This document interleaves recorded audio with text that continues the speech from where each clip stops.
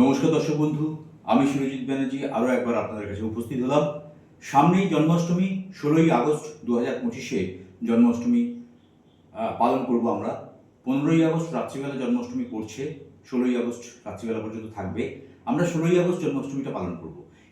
এই দিন একটি বিশেষ প্রথা বা বিশেষ টোটকা করলে আপনাদের জীবনে দুর্ভাগ্য এবং যে সমস্ত মহিলাদের সন্তান সন্ততির সম্ভাবনা ক্রিটিক্যাল জায়গায় রয়েছে তাদের ক্ষেত্রে কিছুটা হলেও সরল হওয়ার সম্ভাবনা তৈরি হতে পারে। একটি মন্ত্র এবং তার সঙ্গে একটি টোটকা। মন্ত্রটা কি ভালো করে মাইন্ডে লিখে নিন বা শুনে নিন। ওম ক্রিং কৃষ্ণায় গোবিন্দায় গোপীজন বল্লভায় সোহা।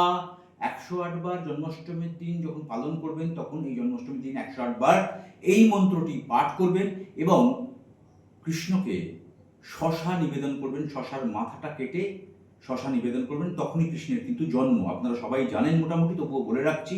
এবং এই শশাটি পরের দিন মন্ত্র পাঠ করলেন, শশা প্রদান করলেন, পরের দিন যিনি সন্তান নিয়ে সমস্যায় রয়েছেন বা সন্তান সন্ততি নিয়ে হচ্ছে না এরকম সমস্যায় রয়েছেন তাকে ওই শশাটি খাইয়ে দেবেন।